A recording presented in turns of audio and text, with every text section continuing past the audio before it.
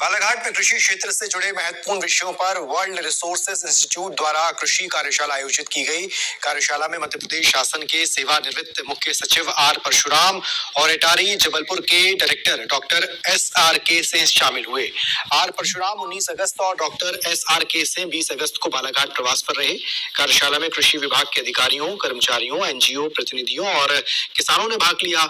Joint director agriculture Bhopal KS Netam, Balaghat CEO अभिषेक सराफ और उप संचालक कृषि फूलसिंह मालवीय सहित अन्य अधिकारी मौजूद रहे।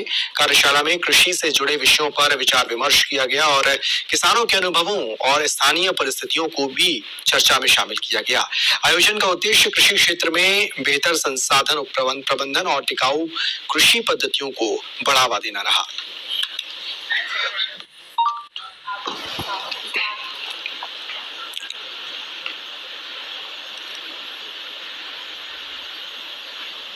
वर्ल्ड रिसोर्स इंस्टीट्यूट इंडिया, जिसको शॉर्ट में हम WRI कहते हैं, ठीक है ना।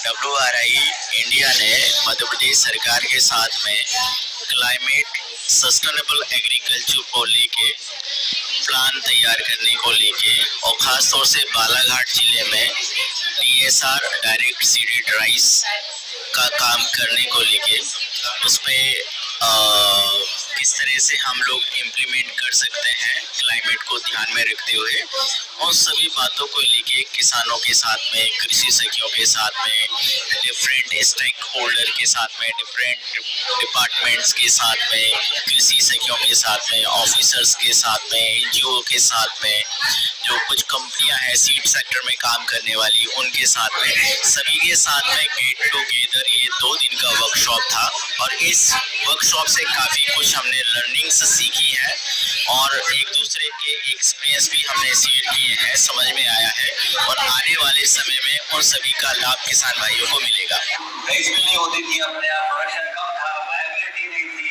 तो जो धान पैदा होता था वो भी गोंदिया में जाकर के उसकी लेवी का जमाना था, जो ज्यादा मतलब जिनकी उम्र हो गई है वो लेवी को समझते, बाकी लोग तो लेवी भूल चुके हैं।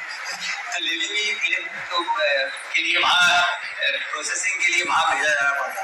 लेकिन आपके जिले के कारण और साथ में सिवनी के और बाद में जुड़े हुए अन्य जिले जिनमें कटनी, नरसिंहपुर भी शामिल है और यहाँ भी धान होने लगा।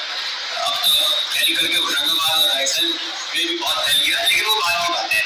लेकिन इधर आपके काम, आपके जिलों के किसानों के कारण हम फिर से ऐसी स्थिति में पहुंचे कि धान के उत्पादक राज्यों में हमारा नाम जुड़ गया। एटलीस्ट 2 से 3 साल अनडिस्टर्ब सॉइल डेवलपमेंट खेती है, लेकिन उसको सॉइल की मेन चीजों को डिस्टर्ब नहीं कर रहा।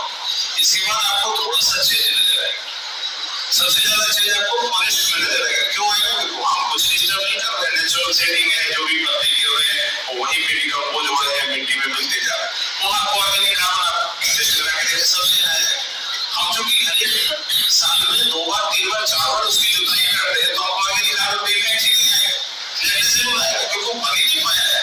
हम एकदम तो स्वयं को डिस्टर्ब कर रहे थे, तुम कार्बन बन जाओ, नहीं बन सकते। इसलिए कार्बन काटने के लिए सबसे पहले हमको जितना मेरे पास रकबा है जाएगा, उसमें सोचना है कि चलो 1 एकड़ तो हमको रखना है कि हमें इसका कार्बन बाहर भी नहीं करना। फिर आपकी जो होगी परमानेंट बेड बना सकते हैं, बीसा जबलपुर नाम सुने होंगे, तो आप जाके देख सकते हैं, उन्होंने परमानेंट बेड बना के रखा है जिसको बेड को नहीं डिस्टर्ब करेगा, उसमें वही लेकिन बेड बिना डिस्टर्ब